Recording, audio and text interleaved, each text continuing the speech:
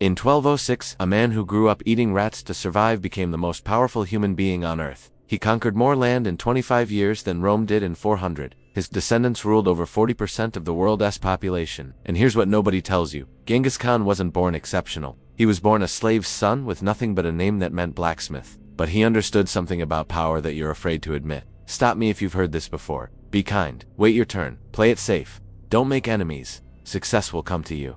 Yeah, how's that working out? You're 5, 10, maybe 15 years into your career, watching people less qualified than you get promoted. Watching opportunities go to people who just take them while you're still preparing to be ready. Genghis Khan's real name was Temujin, and before he became a conqueror, he was conquered. His father was poisoned. His family was abandoned by their tribe and left to starve. Rival clans enslaved him, put him in a wooden collar, and paraded him around like an animal. The world conquered him first. And here's the brutal truth you need to hear. The world is still conquering you every single day you choose comfort over dominance. Let me tell you about the most radical thing Genghis Khan did, and it wasn't the battlefield tactics. It was this. He destroyed the aristocracy. In every society he encountered, power was inherited. You were born noble or you were born nothing. Your last name determined your ceiling.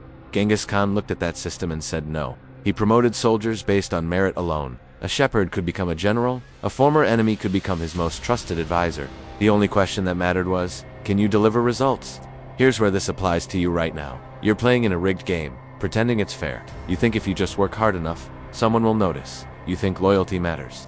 You think your degree matters. Meanwhile, someone else is building leverage. They're creating their own opportunities instead of waiting for permission. They understand what Genghis understood. The system doesn't reward the best, it rewards the bold. Stop waiting for meritocracy to save you. Meritocracy doesn't exist until you create it. Genghis Khan didn't ask the tribal chiefs to give him a fair shot.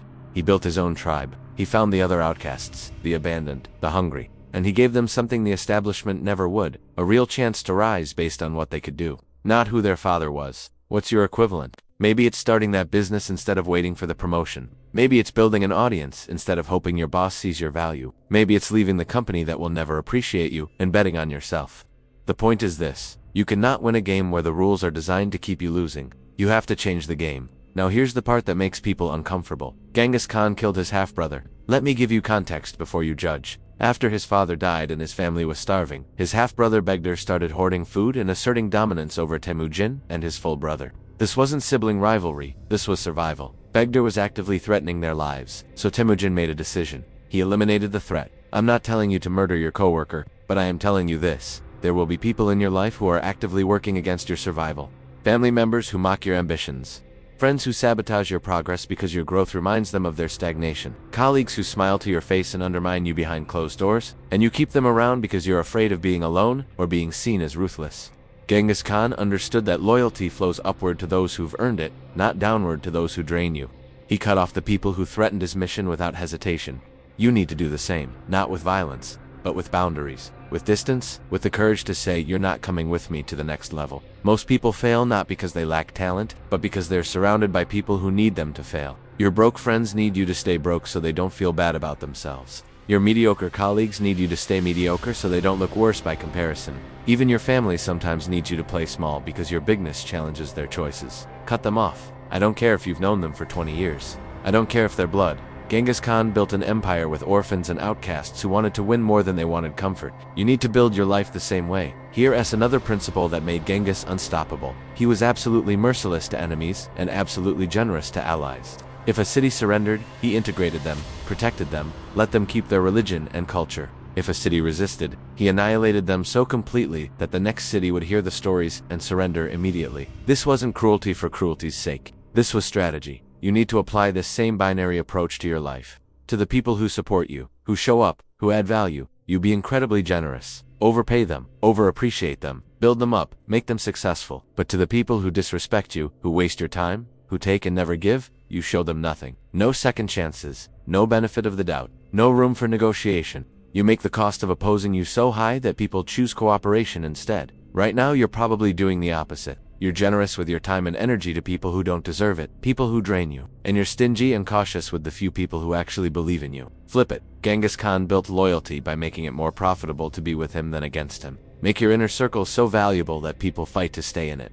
Make the outside so unrewarding that people self-select out. Let's talk about adaptability, because this is where most people are completely delusional about themselves. Think about Genghis Khan's army. They faced enemies with superior technology, fortified cities, and larger numbers. The Mongols were nomadic horsemen, they shouldn't have won. But Genghis did something nobody else would do. He learned from his enemies. When he encountered Chinese siege weapons, he didn't dismiss them. He captured the engineers and had them build those weapons for him. When he faced Persian cavalry tactics, he studied them and integrated what worked. He had zero ego about where knowledge came from. If it worked, he used it. Now, compare that to you. How many strategies have you dismissed because they came from someone you don't like? How many opportunities have you ignored because they didn't fit your identity? Your ego is killing you. Genghis Khan conquered the world because he was willing to be a student of anyone who had something to teach. The merchant, the enemy general, the bureaucrat, it didn't matter. Pride is expensive. Adaptability is profitable. You have to choose. And here's the most important lesson, the one that separates conquerors from victims.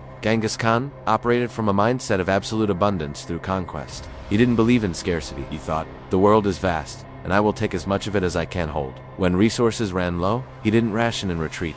He expanded and conquered more. You're living in artificial scarcity. You think there's only one job, one opportunity, one chance. So you cling to it even when it's killing you. You stay in the dead relationship, the toxic job, the dying city, because you're afraid there's nothing else out there. That fear makes you weak. It makes you negotiate from a position of desperation instead of power. Genghis Khan lost battles. His armies were defeated. But he never operated like a victim because he knew there was always another city, another territory, another opportunity.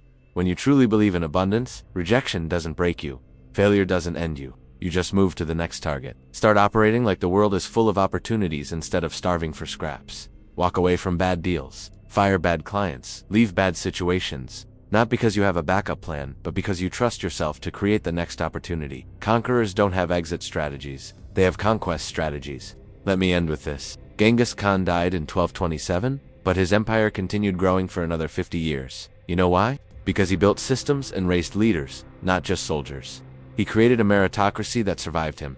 His impact outlived his life because he was building for legacy. What are you building that will outlive you? Most people are just optimizing for comfort this week. You're not thinking about what you're creating that lasts. You're just surviving, and survival is not a legacy. Genghis Khan came from nothing, worse than nothing, but he made a decision that the world would never conquer him again, and then he went out and conquered it instead. That's the choice in front of you right now. You can keep letting the world happen to you, or you can happen to it. You can be conquered, or you can conquer.